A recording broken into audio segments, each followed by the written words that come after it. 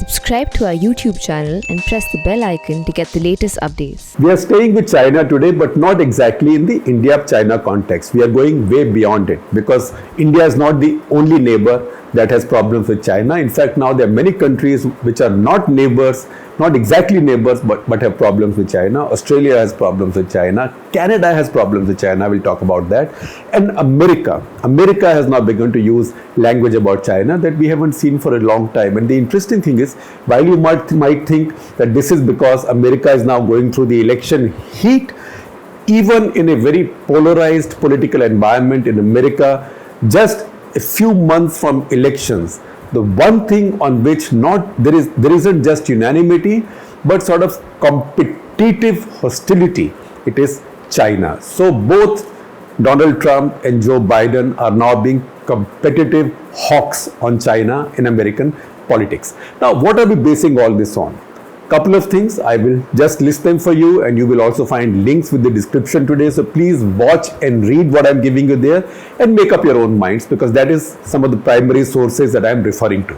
So one is this wonderful discussion, an hour-and-a-half discussion at the Wilson Center in Washington, which also features Nirupama Rao, a former foreign secretary and ambassador to Beijing, and Yun Sun, who is a Washington-based expert at the Stimson Center on Chinese strategic affairs. Now, she also gives you the state of the Chinese mind, where the Chinese are coming from. You don't have to agree with it. She wrote an article last week explaining where China was coming from. I'm giving you a link of that also. Once again, I find it full of contradictions, as anybody would on the Indian side.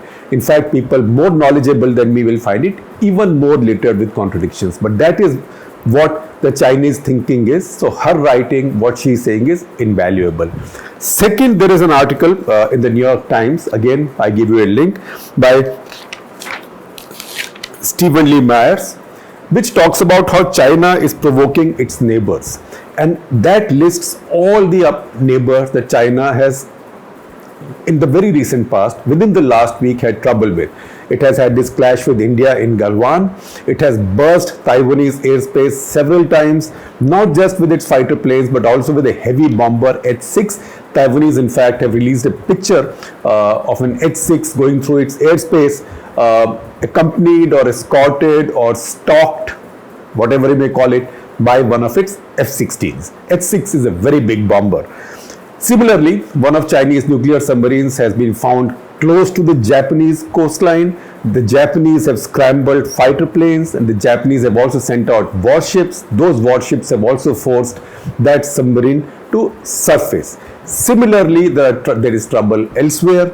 Australian government has talked about hack attacks from China, and other countries are also having problems. So please read that article. And third is actually 2.5 things. These are speeches, a speech, an interview, and a tweet by Michael Pompeo. So these things you should look at. Some of these will run on our screen also. So Pompeo, the most interesting statement he has made was made just yesterday, and it made immediate headlines in India. And this was at the Brussels Forum of German Marshall Fund. He said in certain places, remember the context. The context is because it's Europe. The context is Donald Trump withdrawing American troops from Germany, who are there, who've always been there since the Second World War as part of American commitment through NATO. Now, Donald Trump has been withdrawing them. So the context is Mike Pompeo explaining that. He says in certain places there will be fewer American resources. There will be other places. I just talked about threats from the CCP. Now I'm underlining that. Threats from the CCP, and I'll tell you why I'm underlining that in the course of time. There will be other places. I just talked about the threats from the CCP. So now threats to India first, threats to Vietnam, threats to Malaysia, Indonesia, South China Sea Challenge, and the Philippines. And he says that the US military and US troops now will be oriented to meet this threat. He goes on to say that they were in Germany for a purpose, that there was a threat from Soviet Union that doesn't exist anymore. The threat from Russia is not the same as the threat used to be from Soviet Union. So these resources can be employed elsewhere. The the implication of this is that he is now marking out or announcing the beginning of a new Cold War where China is the other antagonist. And he is asking for a kind of a global alliance to balance China. And that is what, if you see that New York Times article, that article has also been shared by Richard Haas, who we spoke about just the other day and who I interviewed on Off the Cuff, President of Council on Foreign Relations in Washington, in New York, who said, who shared that article with a tweet saying that China may be thinking this is a good time to push everybody around because everybody is caught up with the pandemic, but the Chinese may be overreaching their hand and may end up inviting their larger encirclement by a lot of the world. So whether the Chinese worry about that or not, I don't know, but it does look like an encirclement of sorts has begun. Now, Pompeo, I told you 2.5. So Pompeo says, one, he spoke at the annual conclave of Alliance of Democracies Foundation. Again, all virtual. He says China has now become a rogue actor, not just in its neighborhood, but larger world order. Then he says it has broken its promise to the world with its actions from Xinjiang to South China Sea. Xinjiang means Uyghurs, who China has put up in kind of concentration camps. Then he goes on to say PLA has escalated border tensions. We see today in India, again quote unquote, India, the world's most populous democracy. Then he says, and we watch as it militarizes the South China Sea and illegally claims more territory there, threatening vital sea lanes, a promise they broke again. Then he talks about his talks with Yang Jiechi, who is a very senior Chinese official and Communist Party leader. He is also the Chinese interlocutor or counterpart for our National Security Advisor, Ajit Doval, on border issues. So, Pompeo and Yang Jiechi had a long meeting, I think 6 or 8 hour meeting last Wednesday in Hawaii. So he says, he talks about what he told Yang Jiechi. He says it's no longer enough to listen to what the Chinese Communist Party is saying. Once again, Chinese Communist Party. And I will not forget to come back to this. It is no longer enough to listen to what the Chinese Communist Party is saying. We can see it in their actions. I ticked through a few of them in his conversation with Yang Jiechi. Hong Kong, Tibet, Xinjiang, what they are doing in India, what they have done in the economic zones along the Philippines, Malaysia, Indonesia and Vietnam. And then he goes on to say they are pushing around Australia for merely daring to ask where did the virus come from. And he said, why can't the rest of the world ask how did the virus reach from Wuhan to Australia, to Tehran, to America, to Italy, to all over the world. So once again, there is an attack on China, which is now quite no holds barred. Then he goes on to say, we responded to them militarily in the past. He's trying to explain how Donald Trump's policy is different. He said in the past, he's not used the word, I'm using it, I'm paraphrasing him. He says in the past, American presidents, whether Republican or Democrats, indulged in appeasement of China. So his exact quote, we responded to them militarily by their use of military force by moving back. We responded to their use of diplomatic coercion by retreating. So when I say coercion, once again underline this, I will not talk about this more now, but you will see it in my national interest on China today, which you will be able to read on Saturday morning and also hear it on the video and watch it on the video. And just in case you thought I forgot why I underlined the fact that Mike Pompeo was continuing to use the expression CCP for China, I see in that a not very subtle, in fact, a very direct attempt to distance a party and ideology from the country, from the sovereign. So it may be too clever by half, but it is something that has not been done, not deliberately. So deliberately, this American administration is now blaming the CCP, not China, as if Chinese Communist Party is a force that has come and taken control over China. Then I told you 2.5 things from him. The half thing from him is a tweet which you will see on our screen. This was quite a surprise. He wrote a celebratory tweet saying how the global telecom giants now were working on their own and developing their own technologies, not relying on the Chinese, essentially meaning thereby not relying on Huawei. He listed a bunch of global telecom companies, and surprise of surprises, that list included Reliance Jio also. So he said that all these companies have now become clean telcos because they don't rely on technology or technology companies of surveillance state China. His words, not mine. Surveillance state China. And then in another conversation, he said that he has no doubt that Huawei has a Chinese PLA and Communist Party connection. He said that we know that in the top 4 of the Huawei headquarters, Chinese PLA officers work, and he said we know more about it, but I can't share it on a public platform. So that is, once again, gloves are off in that area. Now, I told you a bunch of things. So this is the way the Americans have reacted. See what's happening on the other hand between China and Japan. Taiwan we spoke about, but if you look at China and Japan, they've had this old dispute over what is called as Senkaku Islands. These are very tiny islands. They're so small that unless you really want to look for them and really enlarge a map, you can't find them. The largest island on that among these is only 4.3 kilometers area. In fact, it's even smaller than, say, the capital of Male, where I remember when I went there the first time in 1989, when the so-called coup took place, I used to then joke that this is a capital city where even I can run coast to coast in one breath. So this is a very tiny island on which nobody lives. Nobody lives there. Nobody's ever lived there. They are uninhabitable. But what happens? Once you have island properties, then the sea around them becomes an economic asset. You have your territorial waters, then you have your economic zone. And that area has shown a lot of promise for seabed oil. So the Chinese have now declared several parts of those seabeds as a kind of districts of China or Chinese resources, and Chinese make claims there.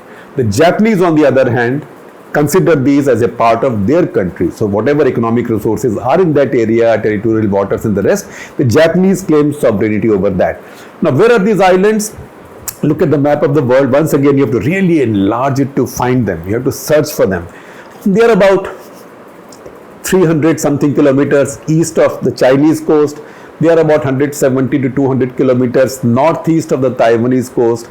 They are about 400 kilometers generally south of Okinawa in Japan. So really islands in the middle of nowhere. Like much else in the region and much else to do with China, it goes back to Chinese imperial history, because Chinese have their own concept of Akhand China, just as we say Akhand Bharat. So Akhand Bharat is still a concept of one philosophical, intellectual, ideological group in India. In China, Akhand China is a kind of national ideology because they have only one party, that is CCP. And that Akhand China concept is based on what China was like in 14th century, Qing dynasty. So whatever the Chinese had in 14th century, it's like somebody saying, oh, what did India have under Akbar or Ashoka the Great or in the Maurya Empire.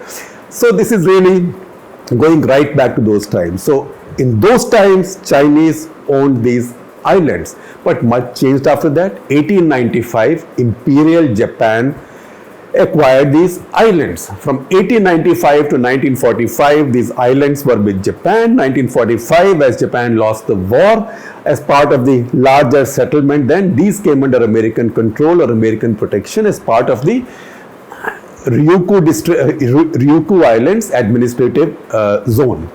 In 1972, Americans turned these islands back to the Japanese, and Japanese have had them. Chinese obviously haven't accepted that, just as they don't accept the McMahon Line or the McMahon Line in India's northeast and Johnson Line in India's northwest. So that is the situation right now, and this has now seen the Chinese send a nuclear submarine very close to Japan. The Japanese respond to this. Japanese deploy certain missiles which they haven't been seen to deploy in a very long time. So Chinese are ratcheting up trouble all around them. So this is the story of Senkaku Islands and China and Japan. I will tell you one more aside there. There is much clamor in India because you jump to anything, and this is the era of WhatsApp. Now strategic scholarship is sold on WhatsApp also.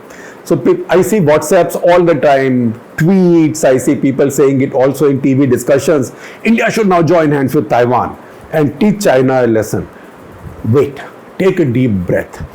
Remember that Taiwan also claims to be the real China. Taiwan doesn't claim to be just an island country.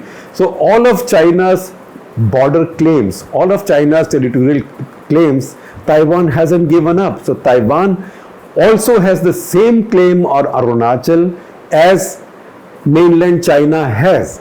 In fact, until about 15 years ago, the Taiwanese rep in India, when asked a question about this, had said that China has a claim on Arunachal, Taiwan has a claim on Arunachal Pradesh because it sees itself as China. Now, for about 15 years, as far as I can see, the Taiwanese have not repeated that claim, but they haven't given up that claim. They haven't eschewed, they haven't abandoned that claim. So be cautious when you say the Taiwan as an ally, because the Taiwanese think they are China. That's why, and the reason I mentioned this in this context is that the Taiwanese think that these islands belong to them also.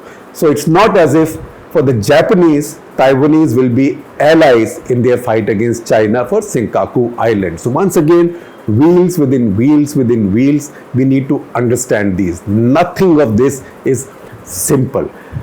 Just as we want to see how complications arise, look at the third issue that we are talking about. This is the issue. We talked about Huawei quite a bit right now, and we had because Pompeo has been talking up Huawei and congratulating global telcos, including Reliance Jio, for not having any partnership with Huawei or any other Chinese company.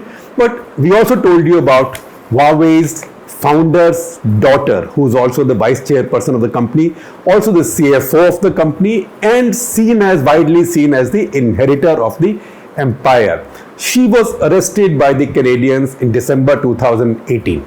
That arrest was made based on an American warrant because she was wanted in America for a case of violating American laws by doing business with Iran, of violating American sanctions on Iran. She was arrested then because Canada is treaty bound with America to honor American warrants, arrest anybody wanted in America, and extradite them to America. Those extradition proceedings are going on now. She is very powerful in China. I had mentioned this to you earlier. Not only is she the daughter of such a powerful corporation, her father is also a ranking member, a really powerful figure in the Chinese PLA, at least in terms of his connections, but also in Chinese Communist Party. So there's a lot of izzat and lot of clout involved there. And what have the Chinese done? Just as she was arrested in Canada, the Chinese arrested two Canadians. They are Michael Spavor and Michael Kourig. And they are now accused of spying. They've been in jail for 18 months now. They have now been accused of spying, charged with spying, and they are now being tried. And the Chinese have said quite clearly that they're willing to trade these two for Meng Wanzhou, who is this Huawei founder's daughter. Now, Meng Wanzhou is living also incarcerated in a way in Canada, in Vancouver, but she's living very differently from these two fellows, these two Canadians in China. These two Canadians in China are locked up in cells where lights are never put out. Proper Chinese prison. And since January, they've not even been allowed a consular visit on the pretext that there is fear of COVID spreading in the prison. So for 6 months now, nobody's met them from their side. She, on the other hand, Meng Wanzhou, on the other hand, she can move within the 100 square kilometers of Vancouver, Greater Vancouver area. It's just that she has to be accompanied, escorted, followed, whatever. She also has what is called as a GPS monitor on her ankle, so somebody knows where she is gone. And she flaunts it. In fact, she makes appearances in the courtroom wearing very fashionable dresses and 4-inch heels, and it is widely presumed that she does that, she walks into the court with 4-inch heels so that the whole world can see her GPS monitor. So this is one big izzat ka sawal between Canada and China. A lot of Canadians are telling Trudeau, who is actually a liberal, a left liberal bleeding heart, to let her go. In fact, many prominent Canadians have written to him saying that this will cause problems with America, but why cause problems with China right now? Let her go. But he surprisingly has taken a very firm stand, and there are two statements from him that he's made to the Canadian press that I'll tell you about. One, he said, we cannot allow political pressures and random arrests of Canadian citizens to influence the functioning of our justice system. And then he said, if the Chinese government concludes from this exchange and their situation that it is an effective way to gain leverage over Canadians and Canadian government to randomly arrest Canadians, then no Canadian will be safe traveling abroad. Now, Chinese spokesman Lijian Zhao, who we mention often, he has said such options are within the law, that exchange can take place. There's nothing wrong with this. But Trudeau has now turned it down. So that is one more crisis. So I told you, China has crisis, not just with its neighbors, but also with countries far away. And American politics having taken the turn that it has, you can see that impatience with China is now rising. And that is why, once again, I bring you back to what Richard Haas has said in that tweet, that in this new arrogance or new muscularity, China may end up inviting its own encirclement, which it doesn't want, which probably will make China even more paranoid, because in that discussion that I talked about between Yun Sun, Nirupma Rao, Michael Kugelman, and the anchor from Wilson Center, Yun Sun made an important point. She was asked, why is China behaving like this now? And she said, look, when big powers feel confident, then they have more space to accommodate other people's ambitions. But it is when they feel insecure or vulnerable that they have less of that space. Now, you may or may not agree with this. I told you that I find a lot of what she wrote and what she has said contradictory. But this is a good input to take back with us. Now, this is not the only thing I'm doing on China today. Today's national interest is also going to be about China, but on a different aspect of it. So once again, wait for that. You will read it tomorrow morning and you will also see it on video.